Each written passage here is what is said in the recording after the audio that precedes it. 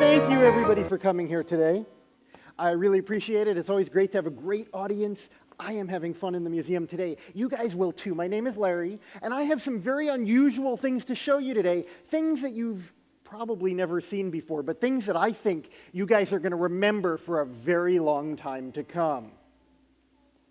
Of course, before I get into that, I've got to explain there are just a few rules. Now, I know, you guys probably hear rules all the time, and the last thing you want is to hear more rules.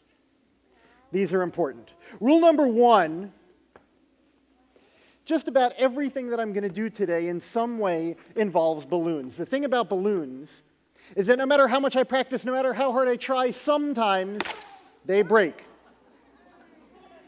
If a balloon breaks, I don't want you to get scared. I don't want you to jump out of your seat. And most importantly, if a balloon happens to break and the pieces happen to fly in your direction, please leave them where they fall. That's important. I don't want anybody to get hurt.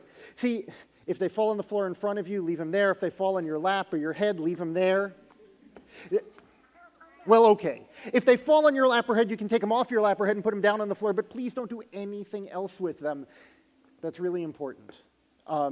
And that's because I don't want anybody to get hurt. See, sometimes what happens is somebody picks up the broken balloons, and during the show they're playing with them, and they stretch them from one hand to the other, and they forget that they're holding balloons because they're busy watching me, and the balloons slip out of their hands, they fly across the room, they hit somebody else, and that somebody else is usually me. That's not funny. So if a balloon happens to break, please leave it where it is at the very end. We can pick them up and throw them in the garbage, but I really don't want anything to go wrong, anybody to get hit in the eye or something like that. So just leave them on the floor. And with those rules out of the way, actually, there's one more thing before I move forward. I just want to tell you right now, we do have a video camera running in the background just to capture the show for me. It is for my use. If you are a volunteer and get to help me out, if you don't mind, please stop by at the end of the show. I will ask you if it's okay with you to sign a release so that I might make a demo video out of this. It's your choice. I'm not pressuring anybody into it. You can volunteer and still say no to that. So just want you to know that the camera is going. And now, with all of that stuff out of the way, let me just tell you what we have going on here. I've got a story to tell you about when I was your age. When I was really small, in fact, smaller than a lot of you as I look around here, it was right when I started school. I was a little kid, and every day I'd get on the school bus in the morning and I'd go to school. And then school would end, I'd get on the bus and I'd go home, and I'd get off the bus and my mom was always standing there waiting for me. But there was one day, after I got home, I got off the bus and I looked around. My mom wasn't there. Now you can imagine when I was a little kid, this was a little scary. So I don't want any of you to get scared. I'll just tell you that it turned out she was only a little bit late. She got stuck in traffic or something. But you can imagine for a little while, I wasn't sure what to do. And I looked around me and I tried to decide what to do. And I realized if my mom had been home, I would have just gotten off the bus and walked right into the house and found something to do to keep me busy. So why should today be any different? So I got off the bus, I walked right up to the front door of the house, I walked through the door, I opened the door before I walked through it. And when I got inside and looked around and saw nobody was there, I thought I had to find something to do. As long as nobody was around, I was going to watch TV. So I walked up to the TV. I was about to turn it on when I heard a funny noise. Now, at the time, I didn't know a lot about the way TVs worked, but one thing I did know is they shouldn't make any noise until after they're turned on. That told me that the noise wasn't coming from the TV, it was coming from someplace else in the house. So I started to walk around the house trying to find that noise. I looked behind things. I looked under things. Sometimes that noise got a lot louder, and sometimes a lot softer. Well, after searching every room on the first floor of the house, I decided to go upstairs, and as I walked up the stairs, I could hear them creaking underneath my feet. And the creaking got louder and louder, and I got more and more scared. Now, If any of you get scared today, all you have to do is cover your eyes.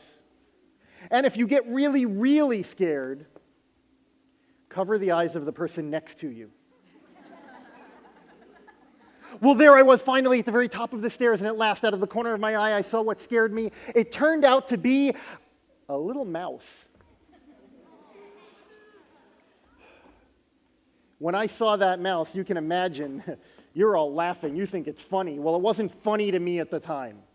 That mouse had me so scared that when I saw that all it was that tiny little thing, I knew the only thing left for me to do right then was to get even. So I reached out to grab that mouse. But he got away. But that's okay. I was bigger than he was. I wasn't about to give up. So one more time, I got ready. I waited for my moment, and I reached out. And that time,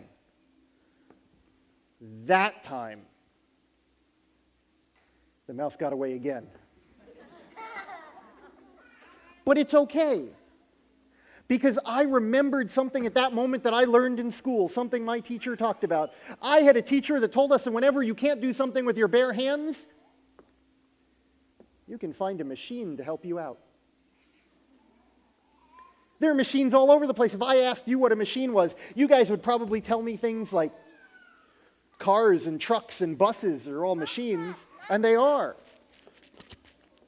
There were cars and trucks and buses everywhere I looked this morning when I was driving here. And somebody else did say, that's right, there's a machine that could help me out that day that I was home alone. That machine is called a mousetrap. The problem is, every mousetrap that I had ever seen had these big jaws that, ugh. I didn't want to hurt that mouse. I wanted to catch it and carry it outside. But the other thing my teacher said is that when you can't find a machine that works the way you want, you can make your own. And that's what I set out to do. That day that I was home alone, I decided I was going to build the coolest mousetrap in the entire world. The thing is that when I looked at all of the machines around me, they were made out of things like metal and wood and plastic, and I didn't have metal or wood or plastic. What I had were balloons. Turns out, you can make a machine out of anything. You can use your imaginations to find the materials that are going to help you out. Balloons, paper, whatever you can dream up. You can use an artistic medium to create something. And I could use my skills as a little artist to come up with the best mousetrap and then go ahead and create it. So we're going to use balloons today just like I did when ow. What are you laughing at? Don't you know it's not nice to laugh at people? What do you guys teach them?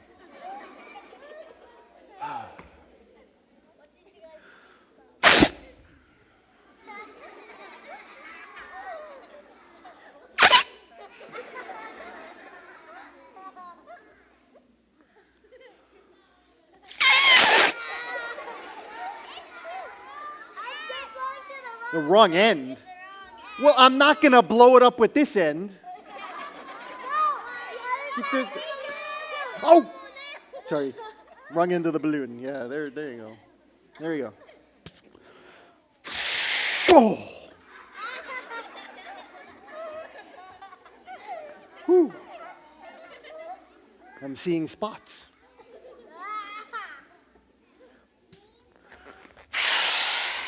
Oh.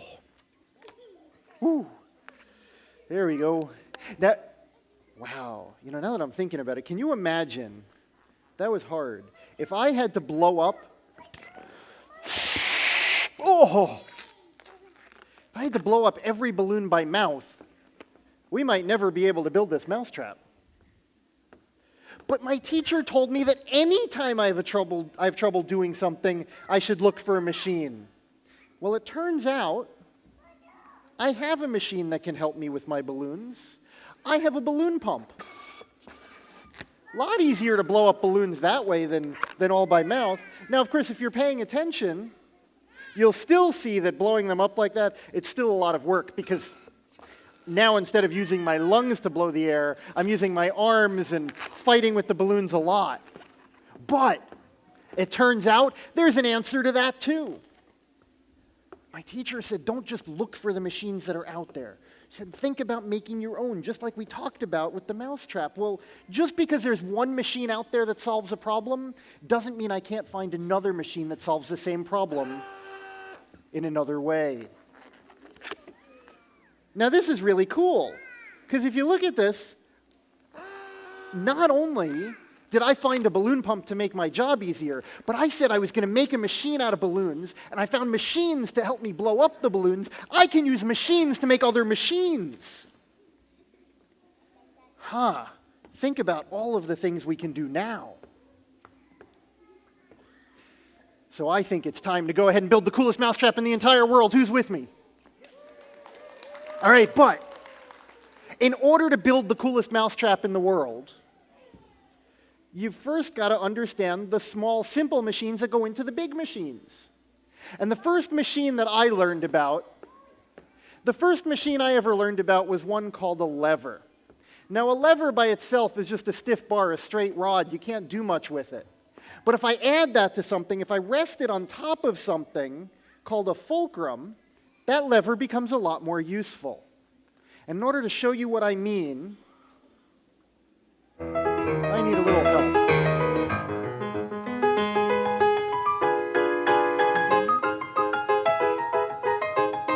What's your name? Alex. Everybody give Alex a big round of applause for coming up here.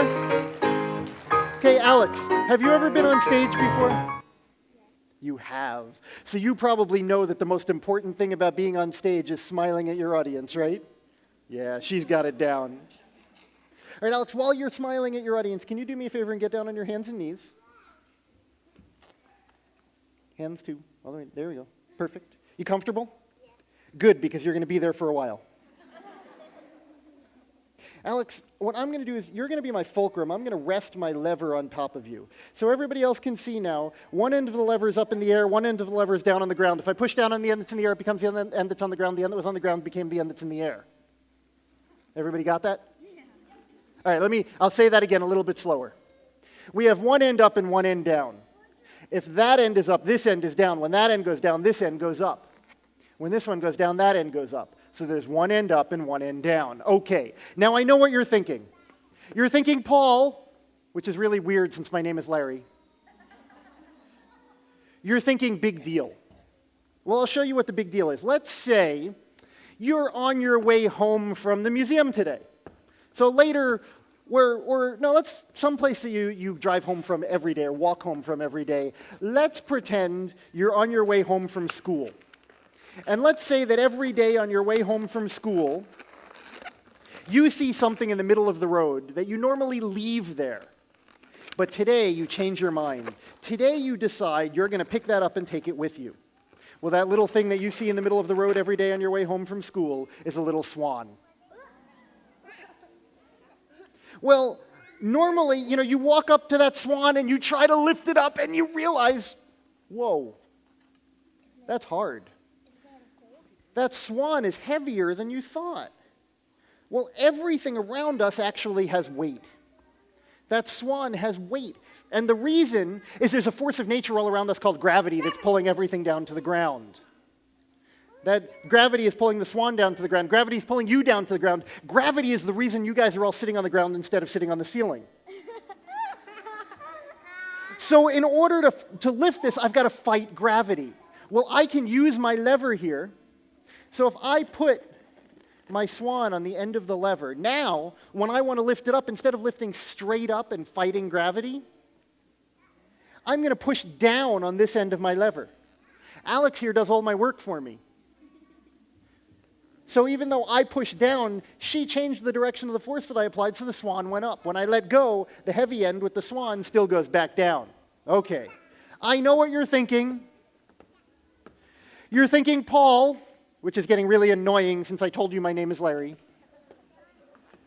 You're thinking, I have never seen a swan sitting by itself in the middle of the road in Corning.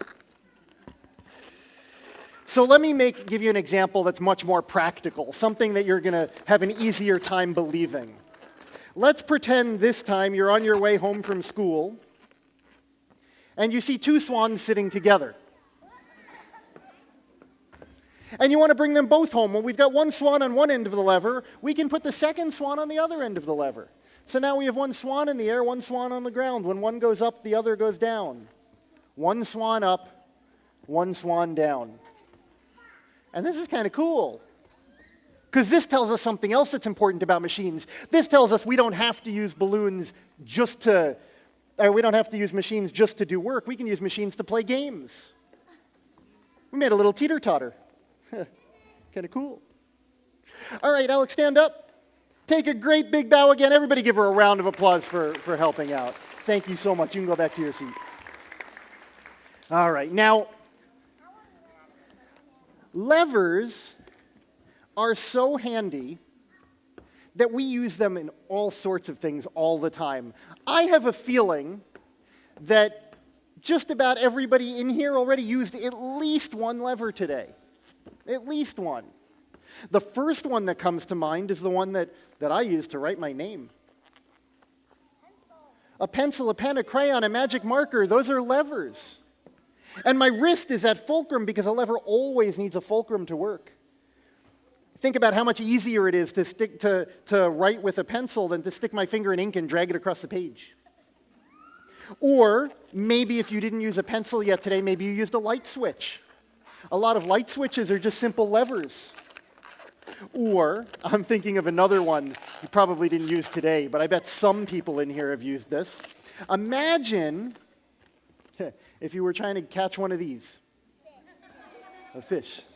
And who knows what's the only kind of fish you can make out of balloons? A blowfish.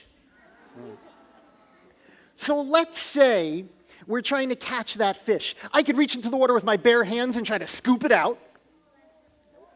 Or, probably much easier, that's right, I heard somebody say it. I could catch that fish on the end of a fishing pole. Well, that fishing pole is also a lever, and my wrists are still the fulcrum that it's moving on when I lift it up. It's a whole lot easier, especially if it wasn't just a little fish like that, but if it was something really huge like shark! I don't know who said that, but don't scare me like that.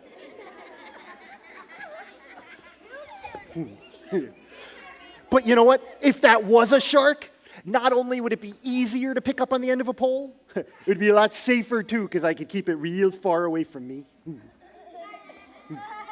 All right.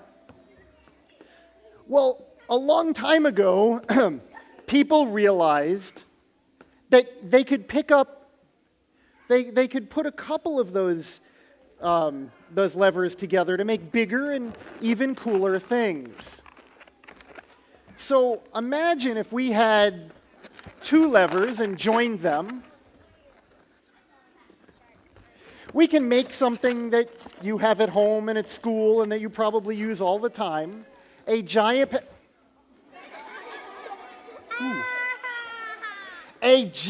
pair of scissors.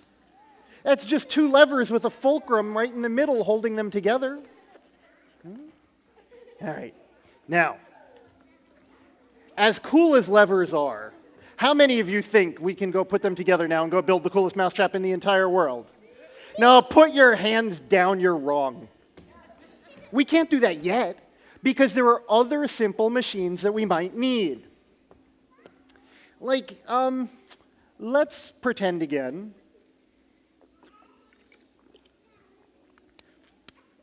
Let's pretend once again we're on our way home from school. This time we get home, we get off the bus, and we notice a tree fell in front of the front door of the house. Well, in order to get into that house, I might have to go and pick up that tree and carry it away.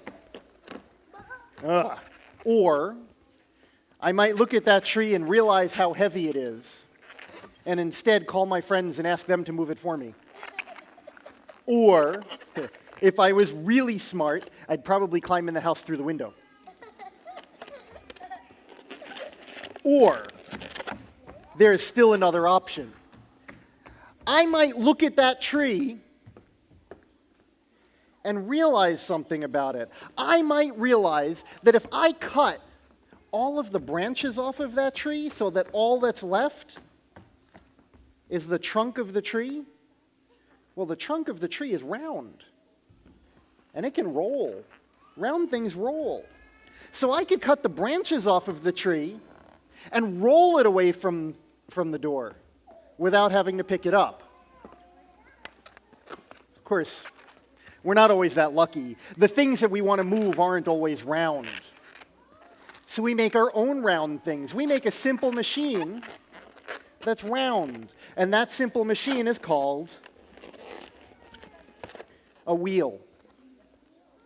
Now we can put things on top of the wheels. We used our lever to move things up and down. We can use the wheel to move things from side to side. We can even put ourselves on wheels, of course. If any of you have ever tried it, putting yourself on a wheel, on one wheel, a unicycle, you'd know how hard it is to ride, to balance. That's why, just like we did with the levers, we can put some of these together. If we put two wheels together, we can end up with a bigger together. I want to put these together. Got an idea. We just need one more balloon so we can put those together. Hey, are you guys having fun? All right, then just, oops. You know what that was? That was a weasel. It went pop.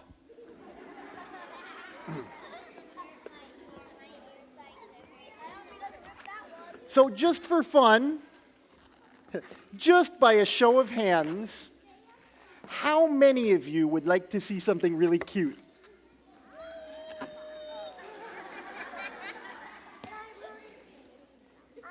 I said cute, not funny. A necklace? An earring? Nose ring? Celebrity impersonation. This is for the parents. Elton John. Mick Jagger. We won't go there. Or fairy wings. Bunny ears. Or I could use these the way I said I would originally to put together my wheels, to make something bigger and cooler, a bigger, more useful machine that's easier for us to use. So, you guys already know. If I have two wheels, one wheel was a unicycle, two wheels is a bicycle. If I had three wheels, I'd have a tricycle. With four wheels, a wagon, a cart, a car. With enough wheels, trucks and buses and even trains. But for now, we'll stop with only two wheels, a little motorcycle. Yeah, that's cool. Can I keep that? You know what? I hear a lot of excitement out there over the motorcycle. I understand why. It's because you guys want to see up close how they work. You want to see up close that wheel turning and I have another idea. See, I wouldn't have enough time to walk around and show this to every person out there, so instead, I brought something with me that I can show you because it's big enough for me to show you from up here. I have a donut. Who said donut? I have a giant wheel donut. You know what? You guys worry me. All you kids, you're gonna grow up and you're gonna learn to drive, and you're gonna sit in your car, like a typical teenager, and go, "I'm hungry," and get out of the car and eat the wheels that you think are donuts. All right. But I have these giant wheels that everybody in the room can see at the same time,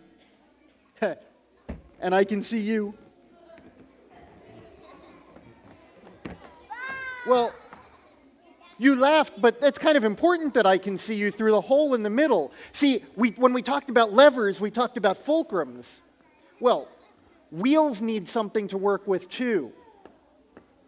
Wheels have axles. Oh yeah, those axles. So the axle stays still, but the wheel turns. And I want to give you a really good chance to see how that works. So let me find somebody to help me out. What's your name? Noah? All right, everybody give Noah a round of applause. Okay, Noah, what I'd like you to do, hold on to just one hand on each side. Perfect. I want everybody to see how these wheels work. So if you could put that wheel down on the ground, but keep holding on to the axle like you are. With the wheel touching the ground, I'd like you to walk forward. And what happens is the wheel turns. The axle stays still, but the wheel turns. And the reason, I know it's a little hard for some of you in the back to see, but we'll make it easier in just a second. Turn around.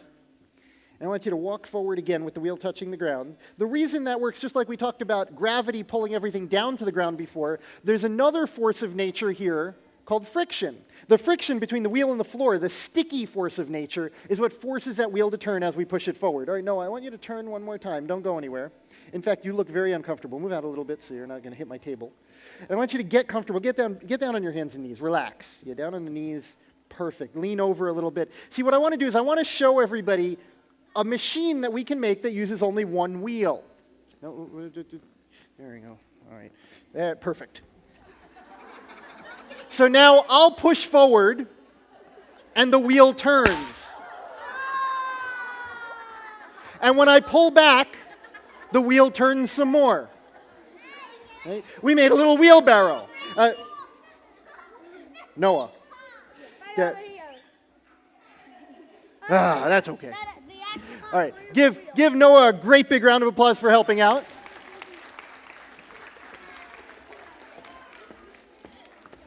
Now, wheels are so cool that a long time ago, people realized something about them.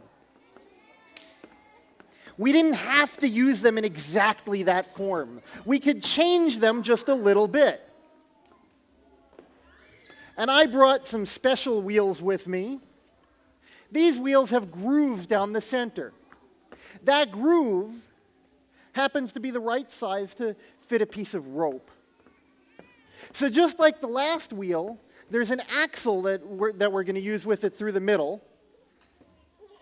You know what? I need a little bit of help. Let me just... And you give me a hand. right over here. What's your name? Meredith. Meredith. Okay, Meredith. Everybody give Meredith a round of applause. One hand on each side. Perfect. Now,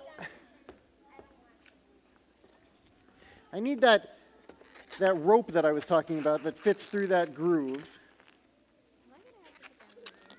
No. We're just going to put that right there. That rope fits right in the middle now. So now I pull on the rope and the pulley turns. But that's not very exciting. Let's make it more interesting. Let's pretend that we've got something really, really big, really heavy that we want to pick up. Something so heavy that I couldn't possibly pick it up with my bare hands, like a motorcycle. Okay, Meredith, if you could hold the pulley a little higher, that would be good. There we go. So now, a motorcycle is too heavy for me to just lift up. But if I pull on a rope connected to a pulley, just like before with the lever, I'm pulling down, the pulley is changing the direction of my force, so I pull down and the bike goes up. When I let go, gravity comes into play again. So one more time, I pull down in the same direction gravity is pulling me, the bike goes up. I let go and gravity pulls it down. Now, I don't want you to think we only use pulleys to lift things that are heavy. Sometimes we use pulleys to lift things to places we can't reach. Let's pretend for a minute that Meredith is a flagpole. If she was a flagpole and I wanted to put a flag on top of her, let's say I get to school in the morning and I look and There's no flag on top of the pole. Well, I could climb on top of her shoulders. You don't want me to do that, do you? Or, you just hold on to the axle, don't worry, hold that a little higher. Or, I could use a pulley at the top of the flagpole. So now, from down below, I pull down on the rope. The pulley turns. When I look up at the top of the flagpole, there's my bike. Well, the idea is the important thing. All right, Meredith, thank you very much. Take a big bow. All right. Levers, wheels, pulleys. You know what? When I made my my levers, I put them together to make something bigger. And when I made my my wheels, I put them together. So it only makes sense that the next thing I should do is put together a couple of pulleys.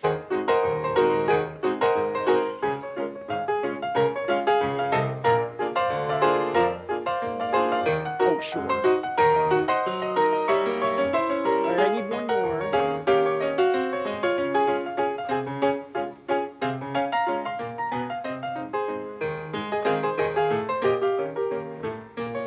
All right, what's your name? Marshall. Okay, we have Marshall over here. Come on over here. What's your name? Violet. Hold on to this one. One hand on each side. Violet, I will get one for you too. All right, we have Marshall and Violet. I have another pulley right here for Violet. No problem.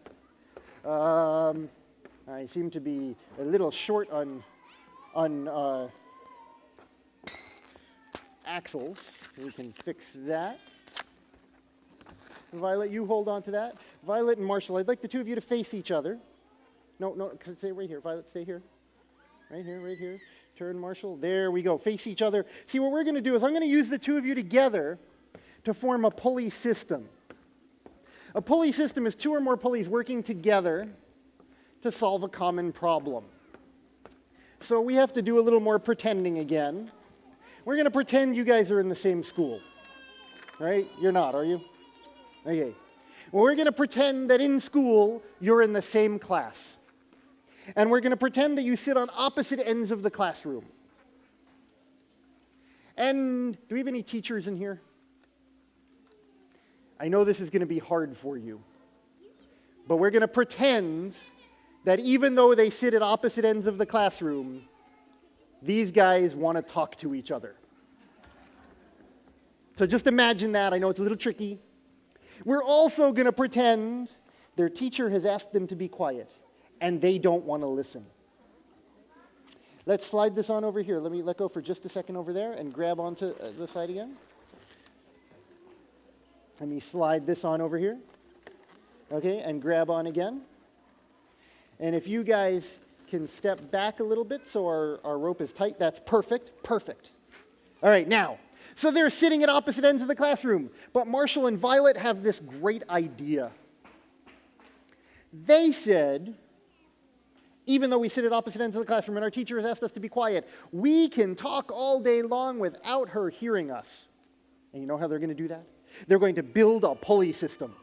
A pulley at each end of the classroom and a rope between them. So now when Violet wants to send a note over to Marshall, she writes a note on a piece of paper, sticks the note onto the rope, pulls on the rope. Both pulleys turn at the same time. Oops.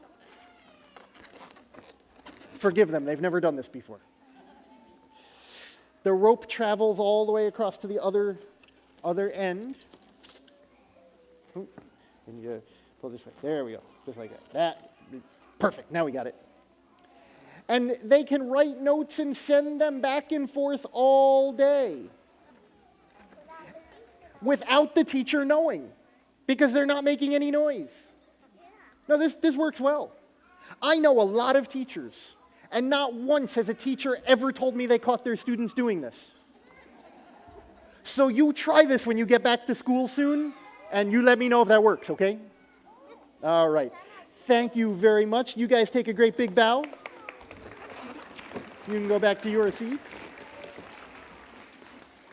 All right. Levers, wheels, pulleys.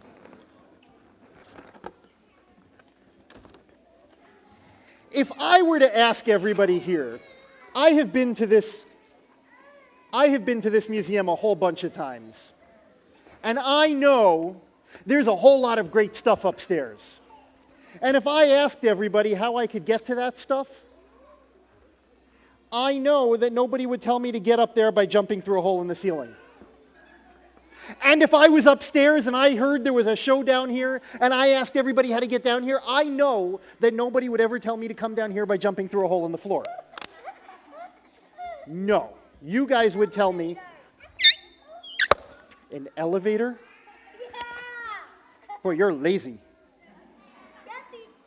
See, you guys would tell me to use a machine, but the machine that I'm thinking of,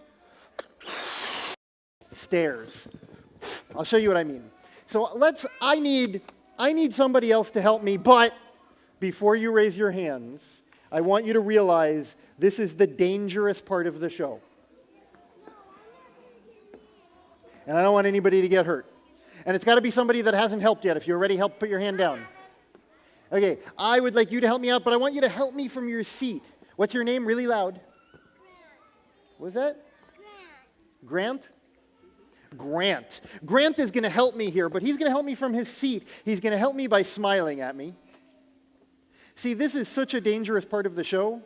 I don't want you to come up here and get hurt. So instead of bringing Grant up here where he might get hurt, keep smiling. We are going to use a portrait of Grant. If Grant was upstairs and he wanted to come and join us in here, he would not jump through the floor, because if he did, he might bang his head when he got down. See, now aren't you glad I didn't bring you up here? That would have hurt. Yeah. Instead, he would use an inclined plane. An inclined plane is a ramp, a slope, something that makes it possible to move from one level to another more slowly than jumping up and down, just like stairs. Stairs are a special case of an inclined plane. Stairs, the only difference between stairs and just a basic ramp is that stairs have flat ledges, steps, that are shaped for our feet to make it easier for us to walk. But since I didn't bring all of Grant up here, I only have his head, I don't need steps. I just need, sorry, Grant. Sorry. Static. I don't want him to roll. He can just roll. His head can roll from one level to another more easily than if we were to let him fall straight down.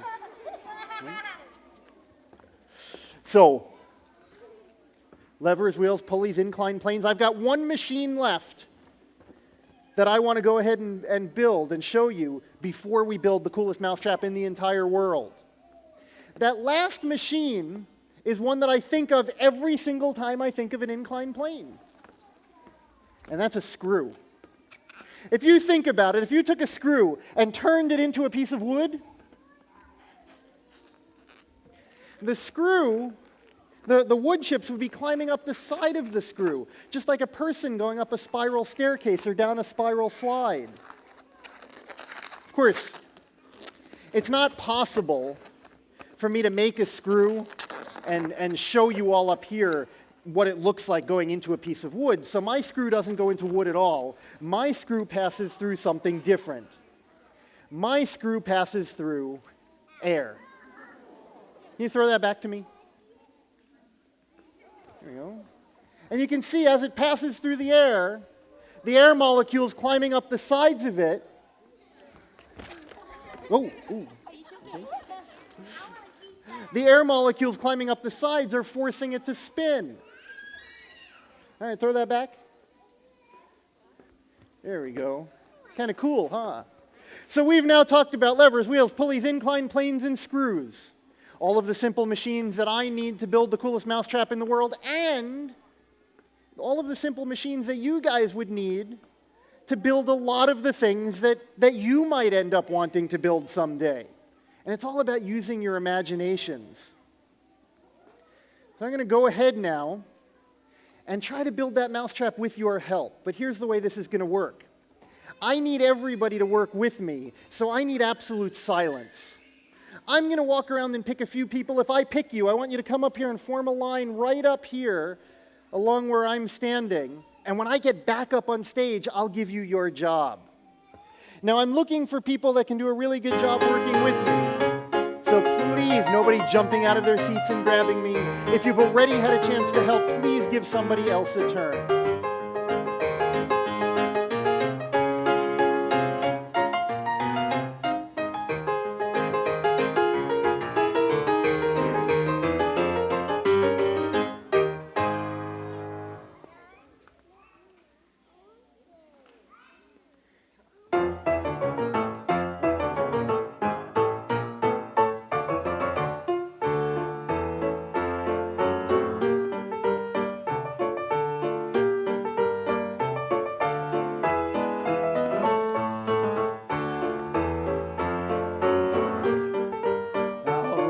We're going to have some fun up here.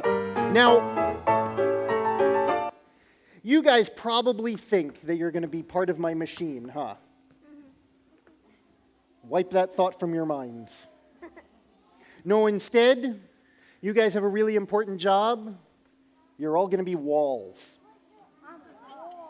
And walls don't move. So what I'm going to do, I'm going to set you guys up, and when I put you in place, you've got to remember to stand absolutely still. Okay, you're doing a great job. Let me start with you. Come on over here. What's your name? Tommy. Tommy?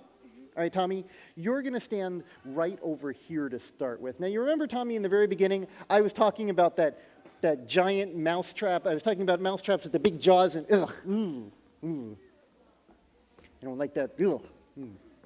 I don't like that at all. So instead, I brought with me a giant cage. This cage will fall from above, land on top of the mouse. Then I can reach underneath, pick up the mouse, and carry it outside. The only problem with that is that we have to somehow get that up in the air. So nope, you're a machine. You're a wall. I mean, you can't lift things. But what I can do with you is I can attach a pulley to you. So if you'll hold on to that, I can attach a pulley to a wall. I have a giant rope here that I used before.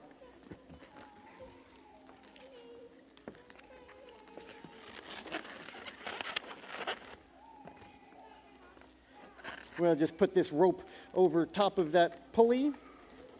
Now, when I pull down, I will pull down on the pulley, on the rope. The pulley will turn. I need you to come over here. What's your name? Come over here. Zach? All right, Zach, if you'll sit on the floor right next to Tommy. Tommy, if you can hold that a little bit higher, that would be good. Sit down on the floor right next to his feet. There we go, and hold on to that rope right where my hand is.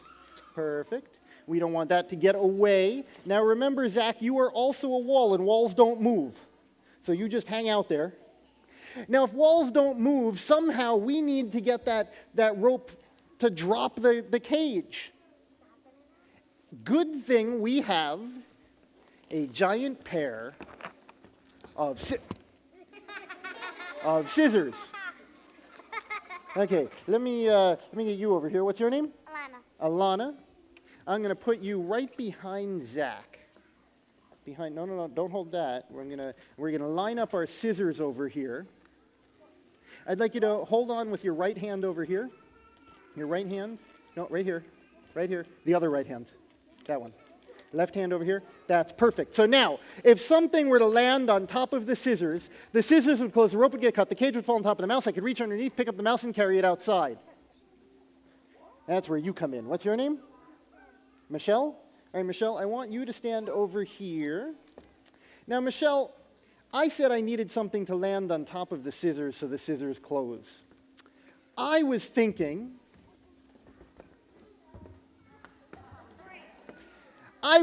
we could use Grant. Now, Michelle, what you're going to do is you're going to make sure Grant goes to the right place, and the way you're going to do that, I have a giant tube here. This giant tube is also an inclined plane. So when I tilt this, Grant rolls down until he falls out the end. So if we were to position this, face the scissors, there we go, hold that on top of your head. Perfect. Let's take a step closer.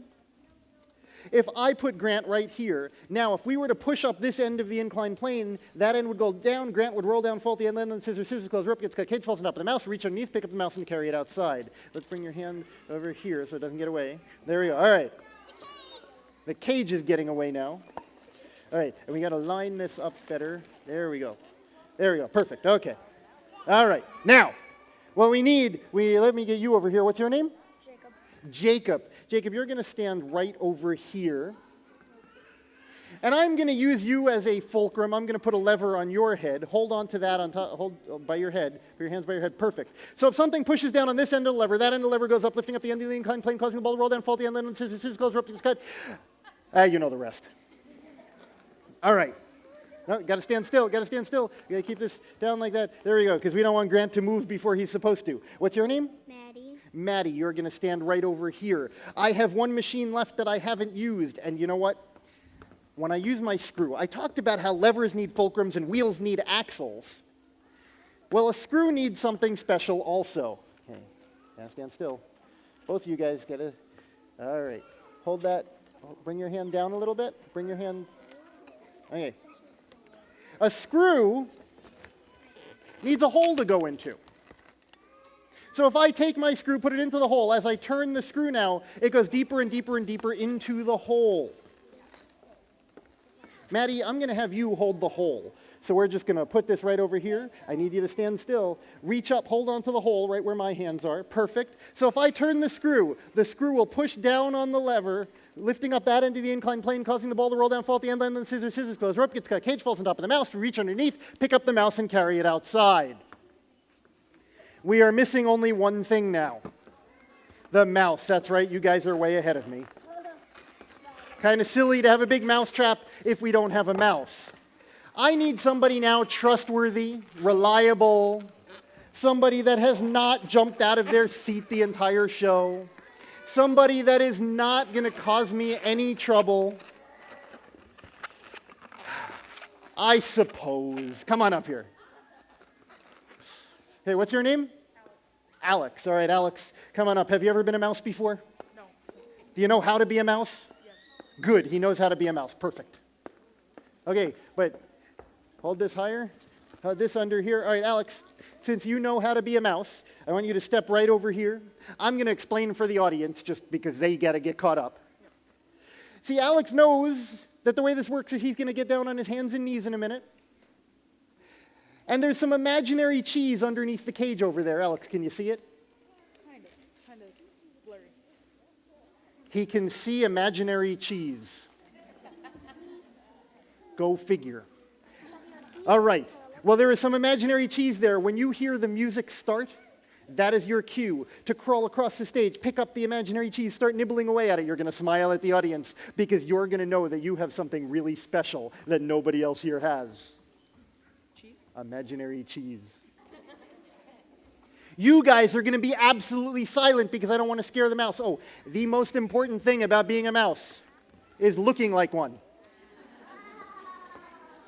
Now, Alex, we want to do this right. Lift your hands up for a second. There we go.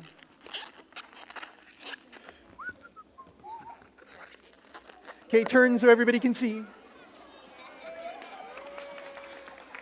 All right, get in mouse position. I need absolute silence from everybody in here. What we're going to do is we are going to catch that mouse.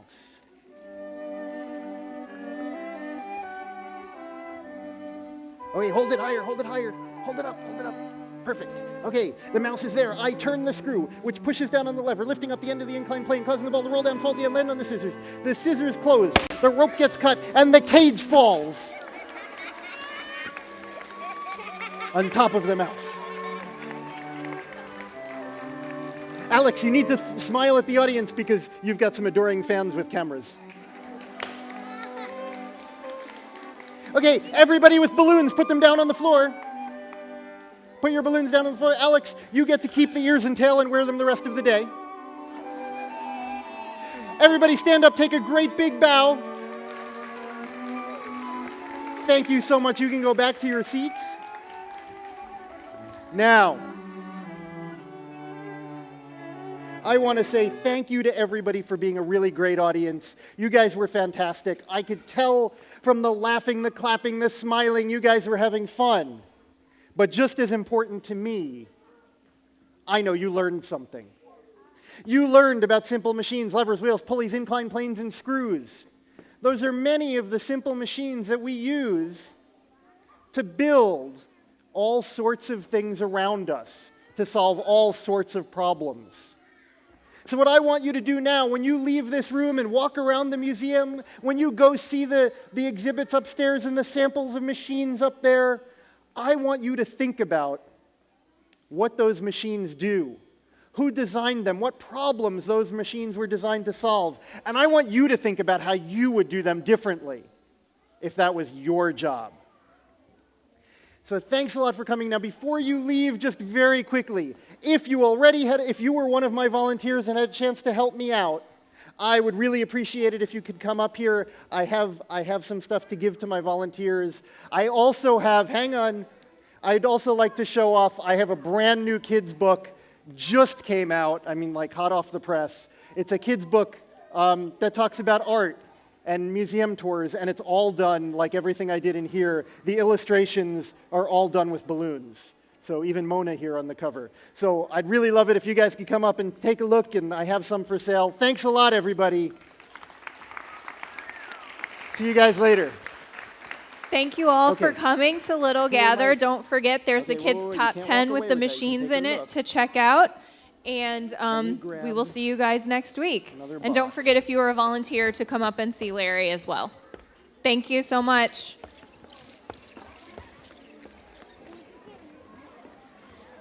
Okay, who were my volunteers? Me.